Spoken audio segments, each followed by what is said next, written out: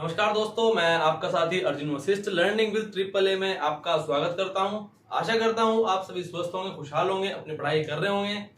तो दोस्तों, जैसे कि आप सभी जानते हैं, हम पॉलिटी को कंटिन्यू कर रहे थे। बीच में एक दो मैथ्स की क्लास भी ली गई, जिसमें आपको काफी इंटरेस्ट भी आया होगा। यूपी की क्लास भी ली गई, आपने हमारा यूपी का भी डेमो देख लिया होगा कि हम यूपी आपको आने वाले टाइम में किस प्रकार पढ़ाने वाले हैं। ठीक है दोस्तों, तो आपको पूरा यूपी पुलिस का सिलेबस कवर कराया जाएगा, math, reasoning, GK, GS, UP, और जल्दी ही हमारी करंट की क्लासेस भी आने वाली है अरुण सर के द्वारा। तो आप बिल्कुल भी दिक्कत ना माने। ठीक है दोस्तों, तो आज हम इसी अपने क्रम को आगे बढ़ाते हुए अगले भाग 11, जो कि हमारा केंद्र राज्य संबंध से संबंधित है, अनुच्छेद 245 से 263 को शुरू करने जा रहे हैं। ठीक है दोस्तों, हम पढ़ेंगे अनुच्छेद 245 से 263 तक। इनके बीच के जितने भी मोस्ट इंपोर्टेंट आर्टिकल्स होंगे, मैं आपको सारे आज एक ही वीडियो में पूरे करा दूंगा। ठीक है दोस्तों, आइए चलते हैं।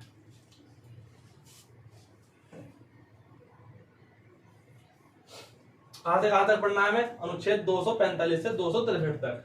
भाग आज कौन सा है? भाग 11। इसमें क्या है? केंद्र और राज्य संबंध। केंद्र 1, राज्य 1, 1 और 1 11, तो क्या बना? भाग 11, केंद्र राज्य संबंध। ठीक है दोस्तों, अब हम देखते हैं अनुच्छेद 245। आइए देखते हैं।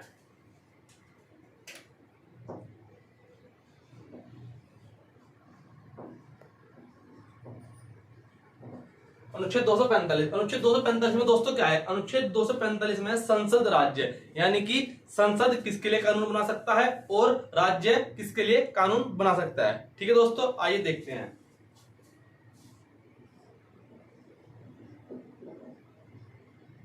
संसद और राज्य। ठीक है दोस्तों, अनुच्छेद 245 में क्या है? संसद और राज्य। ठीक है, इनके बारे में क्या गया है? संसद किसके लिए कानून बना सकती है? पूरे देश के लिए।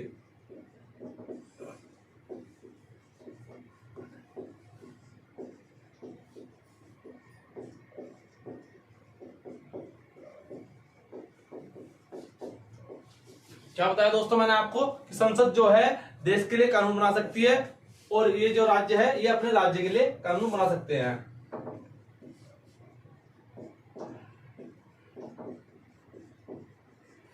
राज्य के लिए कानून बना सकते हैं। ये है हमारा अनुच्छेद 245। ठीक है दोस्तों, समझ में आया? 245 में क्या बताया गया है कि संसद देश के लिए कानून बना सकती है और राज्य के लिए कानून बना सकते हैं अनुच्छेद 245 के तहत। अब हम देखते हैं अनुच्छेद 246। ठीक है दोस्तों,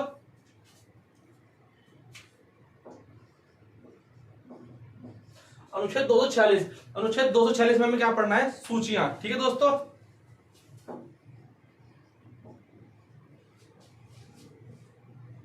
सूचियां। कितनी सूचियां बताई थी मैंने आपको?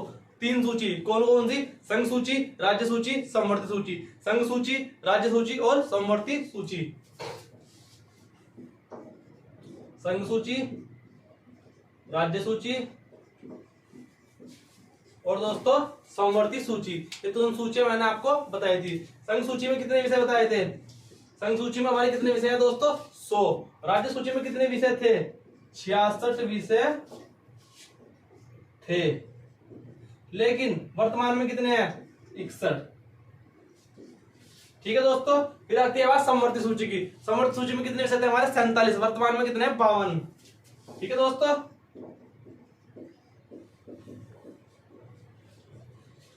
है दोस्तों, अनुच्छेद 245 में मैंने आपको बताया संसद देश के लिए कानून बना सकती है और राज्य के लिए कानून बना सकते हैं। अनुच्छेद 246 में हमने क्या पढ़ी? अनुसूचियां, जो कि संघ में कितने विषय हैं? 100। राज्य में कितने हैं? 66 थे। वर्तमान में कितने हैं? 61। समवर्ती में कितने थे? 47। वर्तमान में कितने हो गए?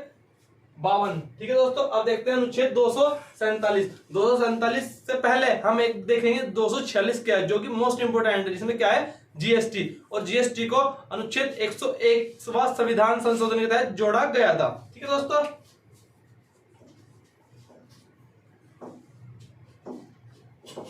दो 246 क्या है? 246 क्या है दोस्तों? क्या बताया मैंने आपको? जीएसटी। और जीएसटी कौन सा संविधान संशोधन के द्वारा जोड़ा गया था? 100वां। जीएसटी कौन सा संविधान संशोधन? 100वां नहीं दोस्तों, 101वां संविधान संशोधन था जीएसटी का। ठीक है,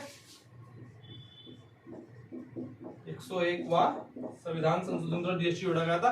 अनुच्छेद 246 क्या है? ठीक है दोस्तों, जीएसटी हमने पढ़ाया था, जीएसटी की हमारी दो हैशटैग नंबर 2 या 3 पे है हमारी वीडियो, उसे आप पूरा देख के अपना जीएसटी का पूरा टॉपिक कवर कर सकते हैं। ठीक है दोस्तों, आप देखते हैं अनुच्छेद 247।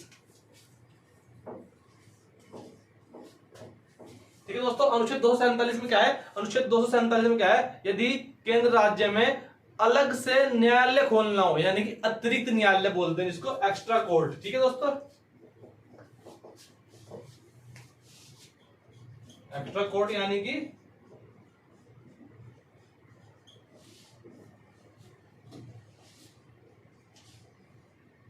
अतिरिक्त न्यायालय। अनुच्छेद 247 में क्या है, अतिरिक्त न्यायालय। अब देखते हैं अनुच्छेद 248।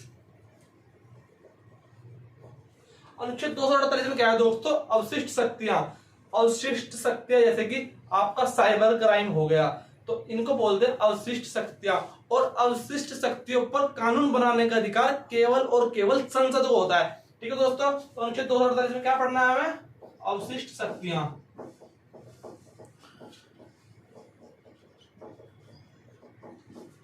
For example cyber crime. ठीक है दोस्तों, 245 में क्या बताया मैंने आपको, संसद। संसद देश के लिए कानून बना सकती है और राज्य के लिए कानून बना सकते हैं। फिर मैंने आपको बताया 246 में मैंने आपको क्या बताया, अनुसूचियां। संघ सूची, अनुसूचियां नहीं सूचियां, संघ सूची, राज्य सूची और संवर्ग सूची। संघ सूची में कितने विषय हैं, 100 विषय हैं। राज्य सूची में कितने विषय थे, 66 थे, और वर्तमान में कितने हैं, 61 विषय हैं। ठीक है दोस्तों, और फिर बताइए मैंने आपको संवर्ग सूची, उसमें कितने थे, 47, और वर्तमान में कितने हैं, 52 विषय हैं। ठीक है दोस्तों, फिर बताया 246 क्या है, इसमें क्या जोड़ा गया, जीएसटी 101 संविधान संशोधन के द्वारा। फिर बताया मैंने आपको अनुच्छेद 247 में क्या है, एक्स्ट्रा कोर्ट यानी कि अतिरिक्त न्यायालय का होना। फिर मैंने आपको बताया 248, इसमें क्या है, हमारी अवशिष्ट शक्तियां, जिनको बनाने, जिसके ऊपर कानून बनाने का अधिकार केवल और केवल संसद को होता है। फॉर एग्जाम्पल जैसे आज के टाइम में साइबर क्राइम। ठीक है दोस्तों, अब देखते हैं आगे अनुच्छेद 249, 50, 51, 52, 53, 54 और 55। अनुच्छेद 249 क्या कहता है, देखते हैं कि बिना इमरजेंसी का मतलब जब देश में इमरजेंसी नहीं लगी हुई है तब की बात कर रहा हूं मैं, कि अनुच्छेद 249 क्या कहता है, बिना इमरजेंसी के राज्यसभा 2/3 बहुमत पर कानून बना सकती है। यदि इस देश में इमरजेंसी नहीं है तो राज्यसभा 2/3 बहुमत पर कानून बना सकती है। किस पर, राज्य सूची विषय पर 1 साल के लिए। किस पर,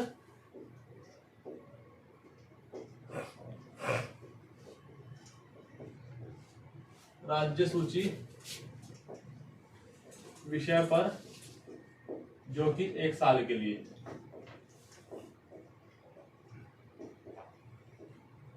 दोस्तों क्या बताया मैंने आपको अनुच्छेद 249 में कि यदि इमरजेंसी नहीं लगी हुई है तो राज्यसभा 2/3 बहुमत पर कानून बना सकती है राज्य सूची के विषय पर, जो कि 1 साल तक वैलिड रहेगा। अब देखते हैं अनुच्छेद 250, इसमें था बिना इमरजेंसी के, और इसमें क्या है, इमरजेंसी के समय। यदि देश में इमरजेंसी लगी हुई है, अनुच्छेद 250 तो क्या करता है, संसद कोई भी संसद या संसद का कोई भी सदन कानून बना सकता है, या तो संसद या संसद का कोई भी सदन, जैसे कि लोकसभा या राज्यसभा, कोई भी कानून कब बना सकता है, जब इमरजेंसी लगी हुई हो। लेकिन वह जो कानून बनेगा वह कब तक लागू रहेगा, जब तक इमरजेंसी रहेगी। ठीक है, वह कब तक लागू रहेगा, जब तक इमरजेंसी रहेगी। ठीक है दोस्तों, संसद कोई भी सदन कानून बना सकती है, कब तक लागू रहेगा, जब तक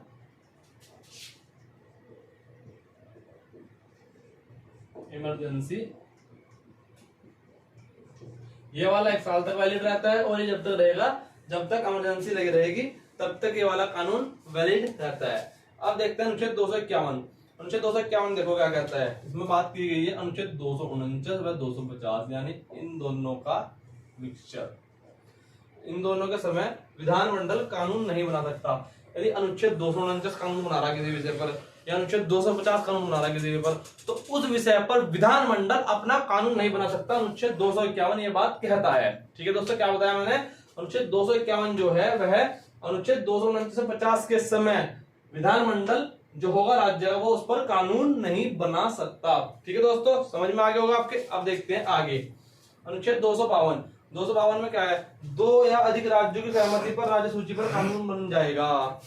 ये दो राज्य आपस में मिलकर किसी राज्य सूची के विषय पर आपस में कानून बनाना चाहते हो तो अनुच्छेद 252 के तहत वो कानून बना सकते हैं। ठीक है दोस्तों, अब देखते हैं 253 में क्या है, अंतरराष्ट्रीय संधि के तहत राज्य सूची पर कानून। अब अंतरराष्ट्रीय संधि क्या होती है, मानने की बात है हमारे प्रधानमंत्री जी कहीं किसी विदेश में घूमने गए और वहां बातचीत समझौता हुआ और किसी भी राज्य के संबंध में कोई भी कानून बन जाता है तो वो किसके तहत बनेगा, अनुच्छेद 253 के तहत, अंतरराष्ट्रीय संधि के तहत राज्य सूची पर वहां पे कानून बन सकता है।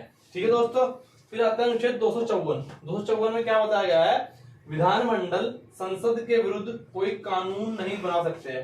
कहने का मतलब यह है कि यदि संसद ने कोई कानून राज्य सूची के विषय पर बना दिया तो विधानमंडल उस कानून के विरुद्ध कोई अन्य कानून नहीं बना सकते हैं। ये कहते हैं अनुच्छेद 254। क्या कहता है, विधानमंडल संसद के विरुद्ध कोई अन्य कानून नहीं बना सकते।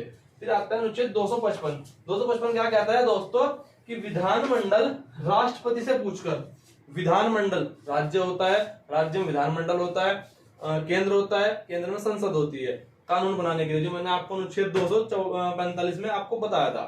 तो उसमें क्या कहा गया है कि विधानमंडल, जो राज्य का विधानमंडल होगा, राष्ट्रपति से पूछकर कानून बनाए तो संसद मना नहीं कर सकती। देखो मैं आपको समझाता हूं, हमारे राज्य का यदि विधानमंडल चाहता है कि वो किसी भी विषय पर कानून बनाना चाहे तो क्या डायरेक्ट कर सकता है, राष्ट्रपति से पूछकर डायरेक्ट कानून बनाए तो बना सकता है, उसे संसद भी मना नहीं कर सकती। लेकिन आपको हमारे यहाँ पता है कि यदि राष्ट्रपति से पूछने के लिए जाएंगे तो राष्ट्रपति किससे पूछेंगे, प्रधानमंत्री से।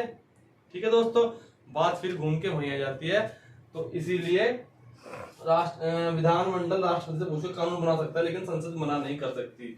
लेकिन जो बात मैंने आपको बताई कि ये कानून भी राष्ट्रपति कब बनाएंगे, प्रधानमंत्री से पूछेंगे प्रधानमंत्री, फिर वही बात लोकसभा राज्यसभा, बात वहीं आ जाती है। ठीक है दोस्तों, एक बार रिवीजन कर देता हूँ। 249 में बिना इमरजेंसी के राज्यसभा 2/3 बहुमत पर कानून बना सकती है। कब, राज्य सूची के विषय पर 1 साल के लिए। अनुच्छेद 250 में क्या कहा गया है, इमरजेंसी के समय संसद कोई भी सदन कानून बना सकती है, चाहे लोकसभा हो चाहे राज्यसभा हो, लेकिन वह कानून कब तक लागू रहता है, जब तक इमरजेंसी लागू रहती है।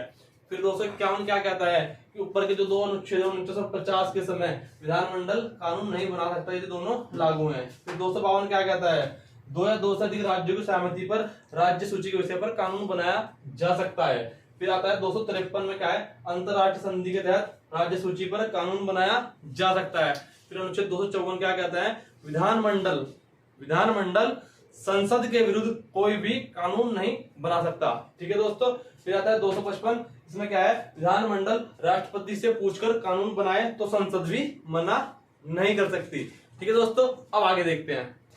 अब देखते हैं दोस्तों अनुच्छेद 256, 57, 62, 63 जो बीच के हैं वो आपके लिए इंपॉर्टेंट नहीं है, इसलिए मैंने आपको नहीं बताया। ऐसा नहीं कि मुझे नहीं पता, मुझे पता है, लेकिन मैं क्यों आपका टाइम वेस्ट करूं दोस्तों। आगे देखते हैं अनुच्छेद 256 में क्या बताया गया है कि केंद्र सरकार के अधिकारी राज्य में आ सकते हैं, जैसे कि हमारे IAS और IPS अधिकारी, केंद्र सरकार के अधिकारी राज्य में आ सकते हैं। ठीक है, लेकिन राज्य सरकार के अधिकारी केंद्र में नहीं जा सकते हैं, जैसे कि हमारे PCS अधिकारी, जिनको बोलते हैं SDM।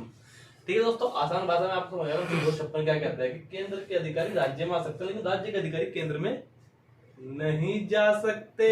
ठीक है दोस्तों, अब देखते हैं अनुच्छेद 257। इसमें क्या है, 257 में केंद्र की संपत्ति की रक्षा, समझे, केंद्र की संपत्ति की रक्षा कौन करेगा, राज्य करेगा। जैसे कि जिस राज्य में को रेल जाएगी उस रेल की रक्षा करना उस राज्य की जिम्मेदारी हो जाएगी, अनुच्छेद 257 के तहत। ठीक है दोस्तों, और जैसे कि बैंक हो गए, रेल हो गई, इस प्रकार जितने भी केंद्र के अंडर में आने वाली हैं उन सभी की रक्षा राज्य का दायित्व बनता है करना। ठीक है दोस्तों, अब देखते हैं अनुच्छेद 262।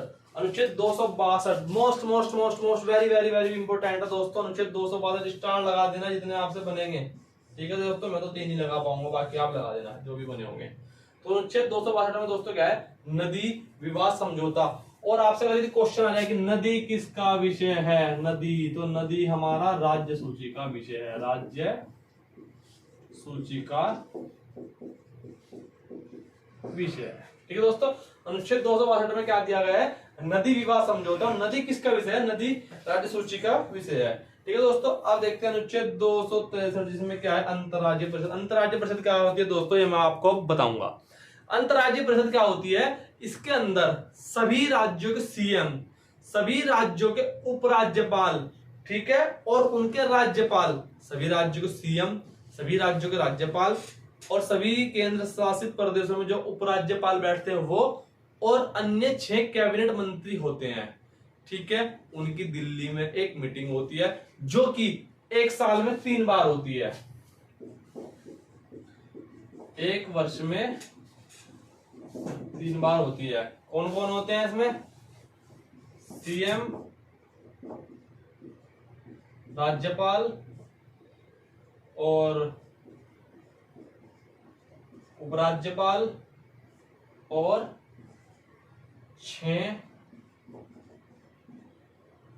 कैबिनेट मंत्री होते हैं। समझ में आया? इन सभी की मीटिंग 1 साल में 3 बार दिल्ली के अंतर्गत होती है, इसको बोलते हैं अंतर्राज्यीय परिषद, ठीक है दोस्तों। अनुच्छेद 245 से 263 तक आपको मैंने बता दिए हैं। आज आपका भाग 11 कंप्लीट हो चुका है दोस्तों, ठीक है दोस्तों। आज का मोटिवेशन दोस्तों सुनते हैं अर्जुन सर की जुबानी। जब तक जीना है तब तक सीखना है, जब तक जीना है तब तक सीखना है, यही इस जगत का सर्वश्रेष्ठ शिक्षक है, यही इस जगत का सर्वश्रेष्ठ शिक्षक है। तो दोस्तों वीडियो पूरी देखा करो, कभी भी बीच में वीडियो को स्किप मत किया करो, उसमें आपका ही नुकसान होता है, क्योंकि अनुच्छेद आपको सारे पढ़ाए जाते हैं, ठीक है दोस्तों। कंटेंट ऐसा बनाते हैं आपके लिए कि आपको कहीं और से पढ़ने की आवश्यकता ना पड़े, ठीक है दोस्तों। धन्यवाद, जय हिंद।